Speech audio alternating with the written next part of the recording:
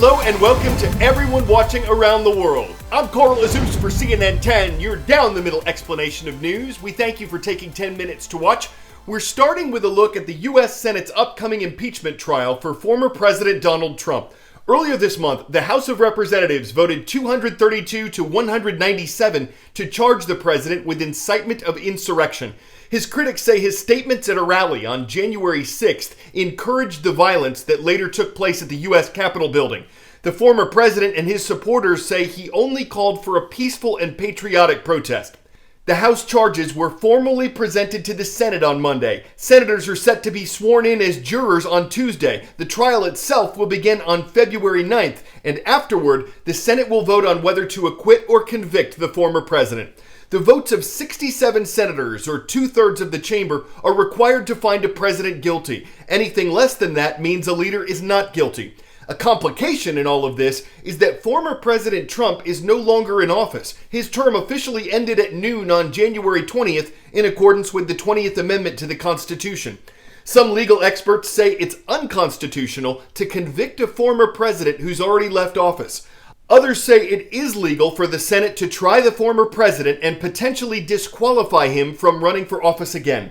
As far as its makeup is concerned, the Senate is split along party lines, with 50 Democrats and 50 Republicans who will be considering the case for the Republican former president. In the meantime, the Senate is holding confirmation hearings and votes for the cabinet nominees of newly inaugurated President Joe Biden. This is part of the chamber's constitutional requirement to provide advice and consent to the president. 10-second trivia. Which of these cruise lines is the only one that's still operating under its original name? Imperial Majesty, Royal Viking, White Star, or Cunard? The Cunard Line, which was founded in 1840, is the only one of these lines that's still sailing. No surprise, the coronavirus pandemic has had a tremendous impact on the global travel industry, and what the future holds for it is filled with questions. Some cruise operators have canceled all of their trips through this spring. Some cities are considering new lockdowns. Any international travelers flying to the United States will have to show proof of a negative COVID test before they can get on the planes. The United Nations World Tourism Organization is pushing for the issue of vaccine passports. Proof people have had a COVID vaccine before they can travel, though that's controversial because of concerns involving the vaccines themselves and people's private medical information. On top of all of that, there are different restrictions in different countries. What do you do if you're constantly crossing borders? Where do you have to wear a mask? This is why some travel organizations are saying travel agents are crucial. They can help you stay on top of all these changes and make cancellations if those become necessary. For a completely different approach, though, autonomous travel is becoming an option. Digital tour guides, fully personalized itineraries, and vlogging. Travel is becoming digitized, and Dubai-based tech entrepreneur Fabian Dagestein is seeing a gap in the market. The next big idea in the travel industry is autonomous travel. To be able to plan, book, and navigate travel experiences. Spurred on by the global pandemic, individual and small group travel is becoming more popular. Dagestein believes tourists are looking for tailored and authentic experiences. He's developed Street Life, an app that allows users to create their entire trip on their phones. Hi everyone, I'm Zara.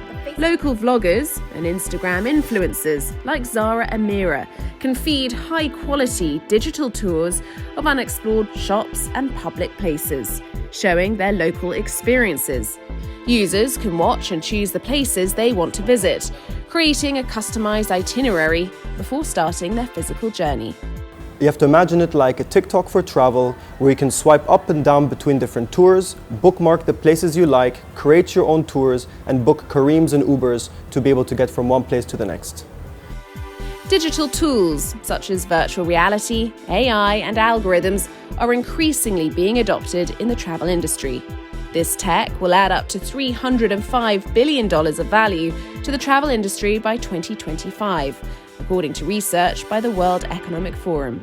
The pandemic is forcing cities to showcase their landmarks through virtual tours and interactive experiences. But D'Agostine believes advances in technology will complement the physical travel experience. Always will have to have the physical experience. So we're building the technology to fully personalize it. His ambitions go beyond Dubai. Street Life will launch shortly in Zurich and Berlin. And as more travel restrictions will be lifted, D'Agostine has plans to expand to other locations.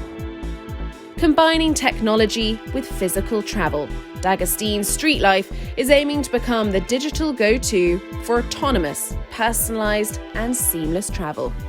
Anna Stewart, CNN.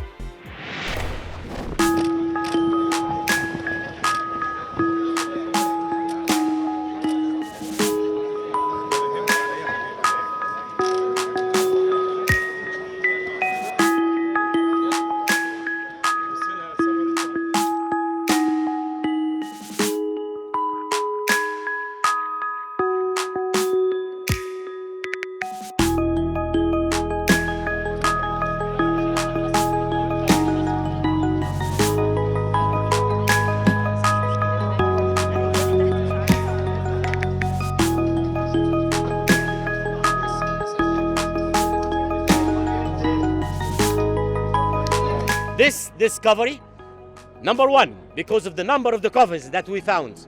We took about more than 100 coffins, which is something really very important. Number two, the standard of living, high-ranked people. That's why the condition of the coffins, not like the one that we did announce October 3rd with those 59 coffins. No, this time, most of them, they were a little bit rich or richer than the other one, little bit high rank than the other one.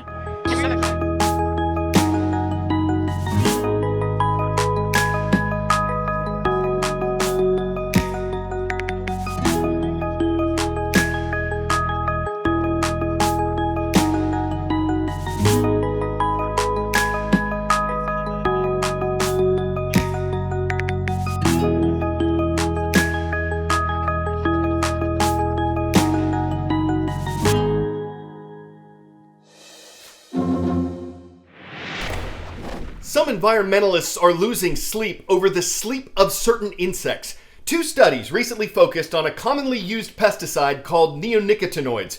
It's a relatively new class of insecticide that's harmful to invertebrates like insects, but less toxic to vertebrates like people and pets.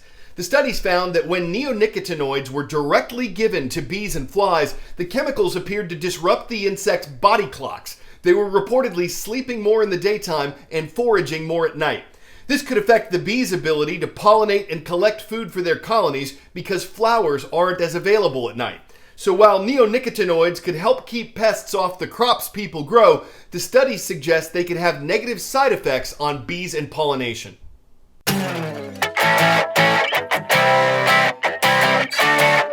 Too bad I've already done a bunch of Frozen puns this year because this would have been a really cool opportunity. Guess I'll have to let it go. You're taking a virtual stroll through an ice castle. Several of these have been hand sculpted throughout America, each one measuring about an acre in size and weighing more than 20 million pounds.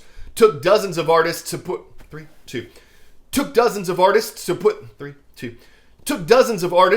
this together. LED lights were used to illuminate it, and the castles are built near lakes and other water sources so that when they melt, the liquid has somewhere to go. So there'll be no floods to feudal over, no medieval intent, no towering controversies for cities and towns to joust over day and night, just crystal castles drawbridging together everyone with a ticket and a mode of transportation who doesn't mind catching cold when walking through a winter wonderland. Chanute is a fun word to say. It's also a city in Kansas. Chanute, Kansas, home of Chanute High School. It's great to have you watching. Thanks to everyone for taking the time. For CNN 10, I'm Coral Azus.